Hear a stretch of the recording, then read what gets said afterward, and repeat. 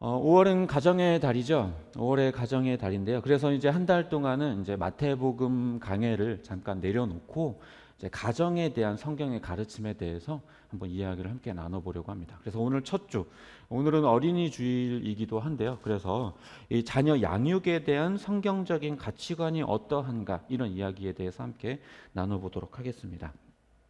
오늘 본문은요, 성경에서 자녀 양육에 대해 가르치는 몇 안 되는 본문 중에서도 가장 유명한 그리고 중요한 그런 본문이기도 합니다. 사실 성경은요, 잠언의 몇 구절, 전도서 몇 구절 이런 것들을 조금 제외하고서는 성경 전체에서 자녀 양육에 대한 이렇게 자녀를 가르쳐라라고 하는 어떤 직접적인 부분은요, 그렇게 많지는 않습니다. 에베소서 역시도요, 이 주요 관심사는 가정에 있는 건 아니에요, 사실. 교회에 대한 이야기를 하다가 그냥 잠깐 이렇게 다뤄진 것 뿐이지, 가정에 대한 이야기를 하려고 이 본문을 다룬 것은 사실 아닙니다. 하지만 그렇다고 해서 가정의 중요성을 성경이 모른다거나 기독교가 가정의 그 중요성을 가볍게 여긴다, 그런 것은 절대로 아닙니다. 이 에베소서도요, 이 가정에 대해 이야기하는 것도 왜 그러냐면, 이 가정과 교회가 서로 그 의미와 관계에 있어서 상당히 유사한 부분이 있기 때문에 그렇습니다. 그래서 다시 말해서 무슨 말이냐면, 부모와 자녀의 관계, 그리고 뭐 부부의 관계, 이런 관계들이 하나님과 교회의 관계와 상당히 유사하고 공통적인 부분이 많이 있다라는 거예요. 실제로요, 그래서 성경에서는 하나님은 우리를 자녀라고 부르시는 그런 표현들이 상당히 많이 등장을 하는 걸 볼 수 있습니다. 이 말은 성경이 직접적으로 가정에 대해, 자녀 양육에 대해서 다루고 있지는 않지만, 하나님께서 우리를 자녀라고 부르심으로 말미암아 부모라면 자녀를 어떻게 대해야 하는가에 대한 그 모범과 표준이 하나님의 그 성품과 모습 속에서 드러나 있다라는 것입니다. 그런 의미에서 이 에베소서 말씀도 교회에 대한 말씀인 동시에 또한 가정에 대한 말씀이기도 한 것이에요. 그래서 이 오늘 본문을 통해서 우리는 무엇을 살펴볼 수 있냐면, 하나님과 교회의 관계를 살펴볼 수 있고, 또 부모와 자녀의 관계를 살펴볼 수 있다는 것입니다. 특별히 오늘은 이 가정의 달인 만큼 이 말씀을 통해서 자녀를 어떻게 양육하는 것이 성경적인 가치관인가에 대한 이야기를 한번 다루도록 하겠습니다. 오늘 본문에서는요, 바울은 자녀를 대하는 태도에 대해서 딱 두 가지를 이야기하고 있는데요. 그것은 뭐 본문에 그대로 드러난 것처럼 노엽게 하지 말라는 것과, 그리고 주의 훈련과 훈계로 기르라는 것, 이 두 가지입니다. 먼저 노엽게 하지 말라는 말에 대해서 한번 생각해 볼게요. 어떻게 보면 이 표현은 대상이 잘못된 것 같은 느낌이 조금 들 거예요. 부모님들이 이해하기에 자녀를 노엽게 하지 말라고? 그렇죠. 조금 뭔가 이상하죠. 우리가 생각하기에 어때요? 자녀들에게 해야 할 말처럼 보이지 않나요? 부모님을 노엽게 하지 마라. 이렇게 하는 것이 우리가 이해할 때, 그렇지. 자녀가 엄마 아빠를 화나게 하면 안 되지. 이렇게 보이지 않나요? 그런데 오늘 본문에서는 자녀에게 하는 말이 아니라 부모에게 하고 있는 말이라는 것. 이것을 우리가 좀 기억해야 돼요. 우리가 생각하기에는 부모 입장에서 생각하기 때문에, 자녀 입장에서 생각하지 않기 때문에 자녀가 부모를 더 화나게 한다라고 생각하지만 그렇지 않은 부분도 있다라는 거예요. 되려 오히려 자녀들 역시도 화나고 분노가 일어나는 그런 부분들이, 부모를 통해서 그런 부분들이 있다라는 거예요. 부모들은 때로 자녀의 감정이나 분노 이런 것들이 신경 쓰지 않고요, 자기 감정대로 하고 싶은 말 하고 함부로 대하고 막 폭력을 가하고 이럴 때가 있어요. 자녀들이 부모에게 분노를 표출을 할 수 없어서 그냥 참고 억누르니까 자녀들이 분노를 갖지 않는다라고 우리가 착각하고 생각하는 것이지, 자녀들 역시도 화가 날 수 있고 분노가 일어날 수 있고, 그 분노가 표출되지 않아서 이 안에서 내재될 수 있다는 거예요. 충분히 자녀들도 그 분노라는 걸 느낄 수 있어요. 우리가 분명히 알아야 할 것은요, 이 자녀는 부모의 소유물이 아니라는 거예요. 하나님이 우리에게 잠시 맡겨준 존재이며 잠시 잘 맡아서 양육하다가 세상에 내보내야 할 존재이지, 우리가 우리 마음대로 내 소유물이라서 내 마음대로 할 수 있는 그런 존재가 아니에요. 그래서 우리들의 감정이나 기분, 상황에 따라서 자녀를 함부로 대하거나 막말을 퍼붓는 것, 이것은 절대로 성경적으로 잘못된 일인 것입니다. 노엽게 하지 말라, 이 말을요 조금 다르게 표현하자면, 지금의 언어로 표현해 보자면요, 어떻게 말할 수 있냐면 학대하지 마라, 자녀를 학대하지 말아라, 이 말로 바꿀 수 있어요. 이 학대라고 하는 것은요 단순히 신체적으로 육체적으로 어떤 체벌을 가하는 것, 그것만을 말하는 것은 아니에요. 감정적으로 아이들을 마음을 상하게 하는 것조차도 그것도 학대일 수 있어요. 감정적인 학대도 학대입니다.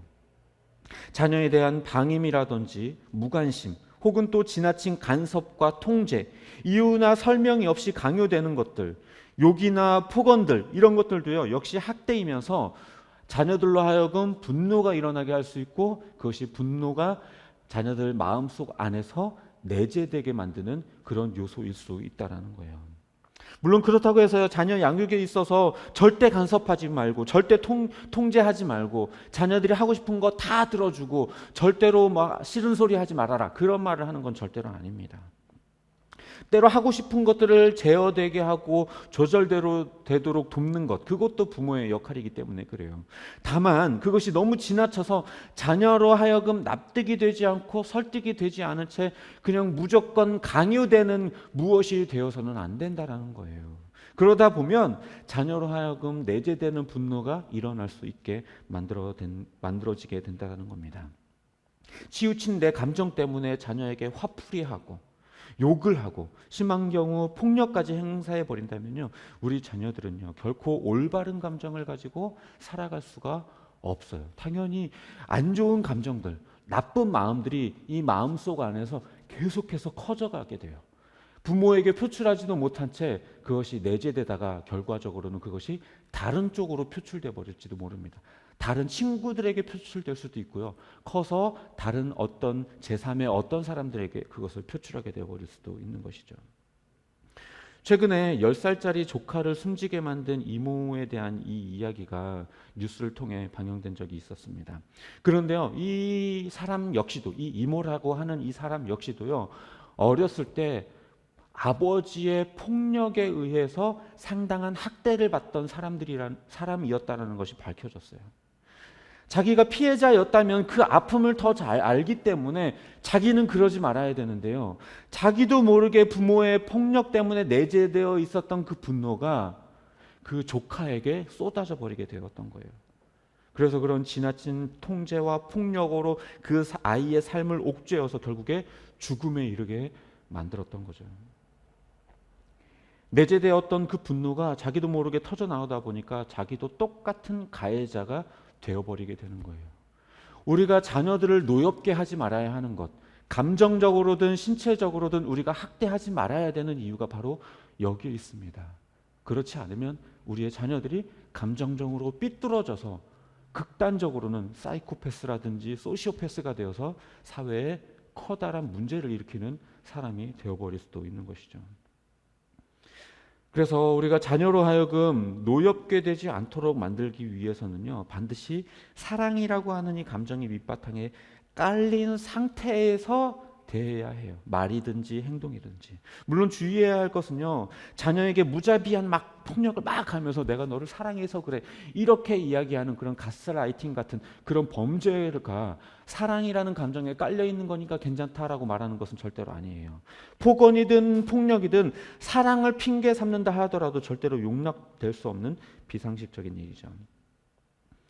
우리의 자녀를 대하는 가장 이상적인 모습, 그것을 우리가 어디서 찾을 수 있느냐? 아까 서론에서도 말씀드렸던 것처럼 하나님의 모습 속에서 우리는 찾을 수 있어요.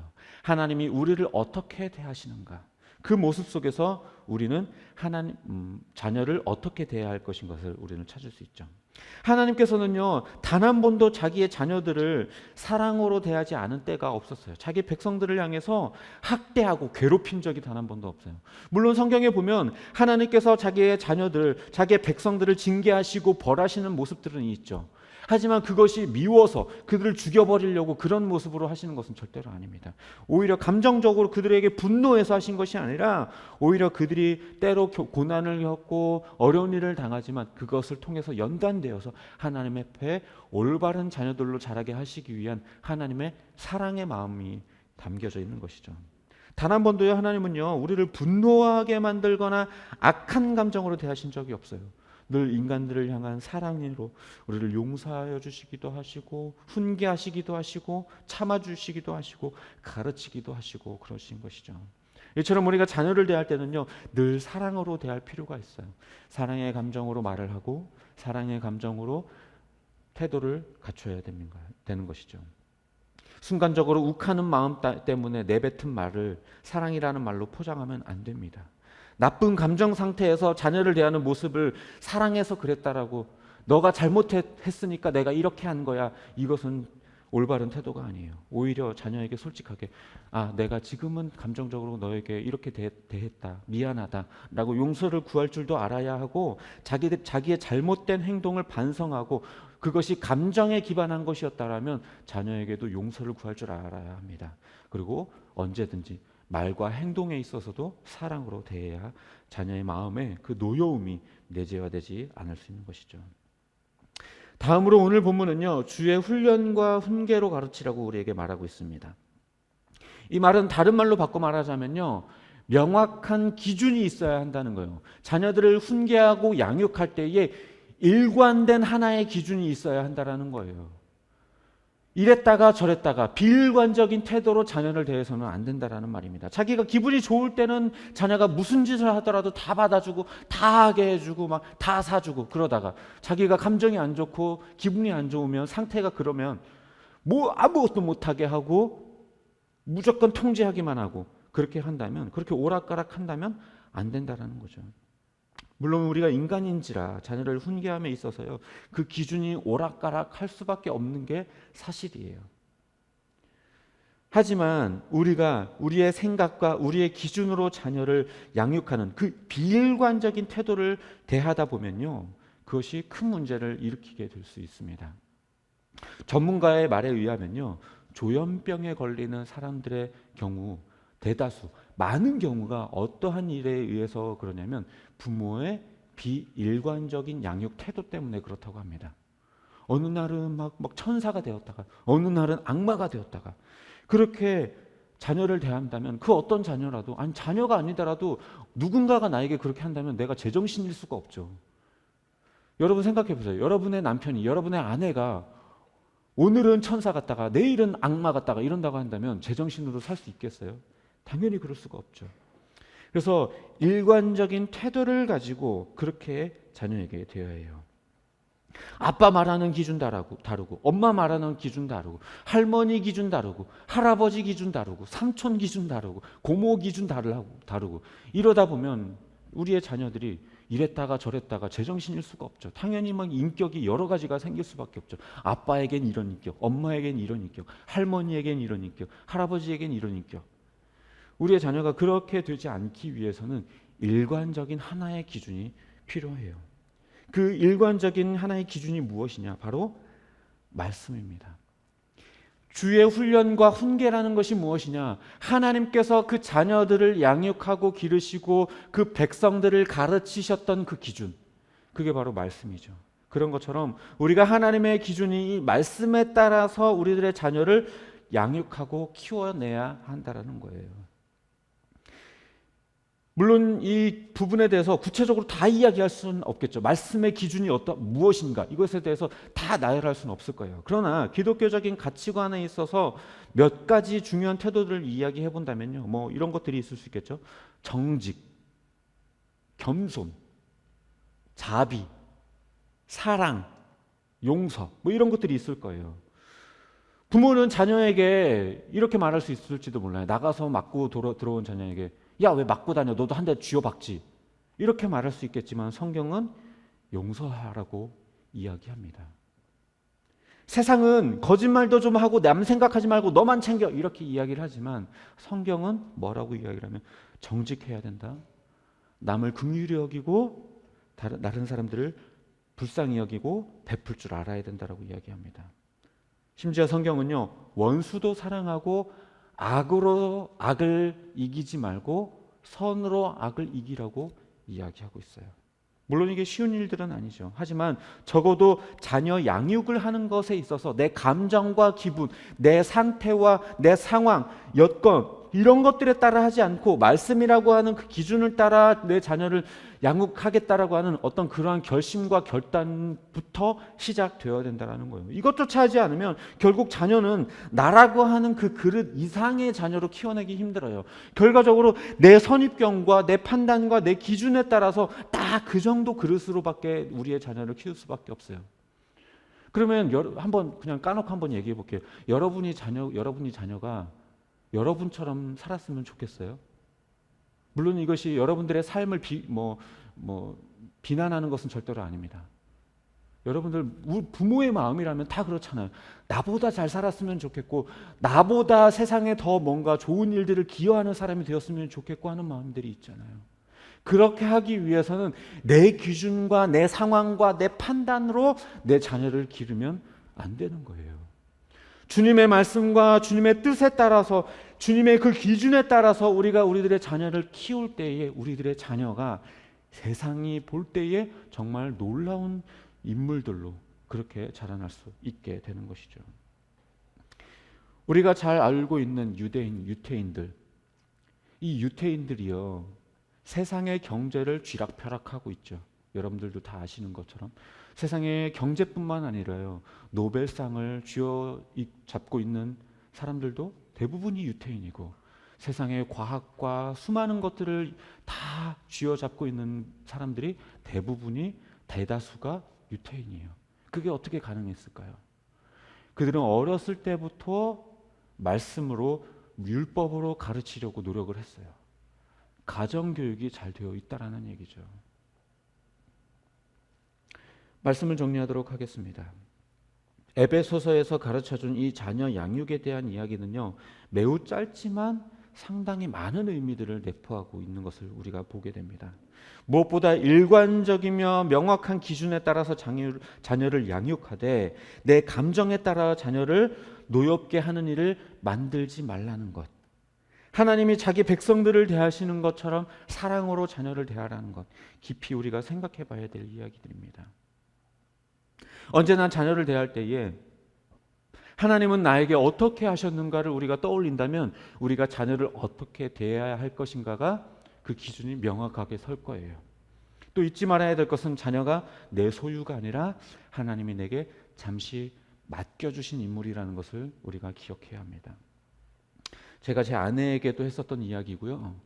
이제 결혼을 앞둔 청년들에게도 제가 해주는 이야기이기도 한데요. 자녀들을 양육하는 것만큼 더 위대한 제자 양육은 없어요. 한번 여러분들 생각해 보세요. 365일 24시간 매일같이 붙어가지고 먹고 자고 하면서 붙어가지고 무언가를 할 수 있는 사람 여러분 주위에 누가 있나요? 자녀 말고?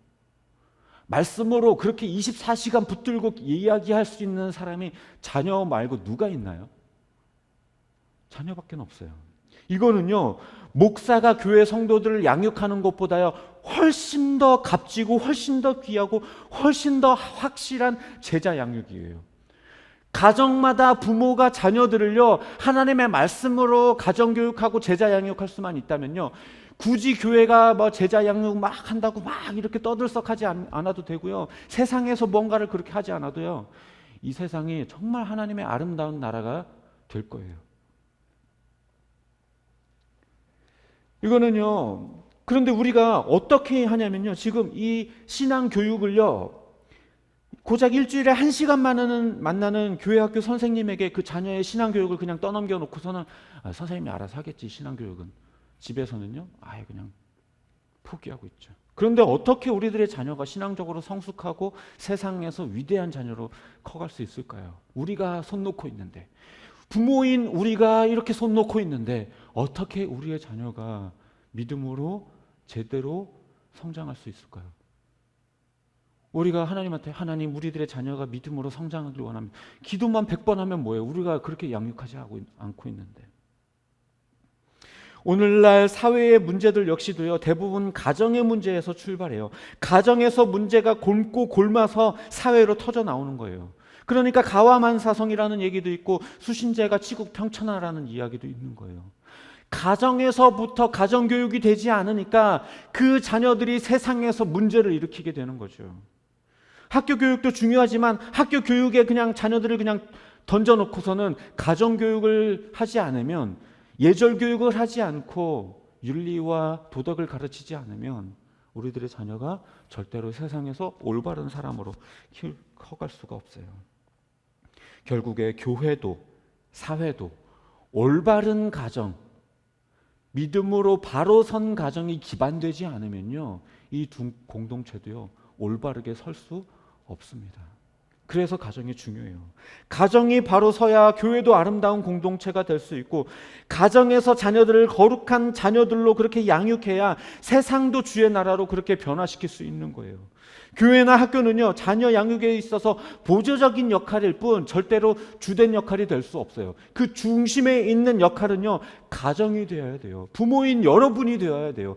여러분이 말씀으로 가르치고 여러분이 사랑으로 자녀들을 가르쳐야만 합니다. 그렇지 않으면요, 세상은 바뀌지 않고 우리들의 자녀도 바뀌지 않아요. 그러기 위해서 가장 기본이 되는 것, 자녀는 내 소유가 아니라는 것, 하나님이 우리에게 잠시 맡겨둔 하나님의 제자들이라는 것, 내 감정과 기분에 따라 훈계하지 않고 명확한 기준의 말씀을 따라서 그렇게 우리들의 자녀를 양육해야 한다라는 것, 우리가 이것들을 꼭 기억해야 합니다. 부모가 어떻게 자녀를 양육하는가에 따라서, 그 태도에 따라서, 말과 행동에 따라서 우리들의 자녀는 보물이 될 수도 있고 쓰레기가 될 수도 있습니다. 바라기는 하나님이 우리에게 맡겨주신 이 자녀들을 하나님의 말씀으로 잘 양육하여서 교회와 세상의 이로운 자들로 그렇게 키워내는 우리 늘함교회 모든 부모님들이 다 되시기를 주님의 이름으로 축복합니다.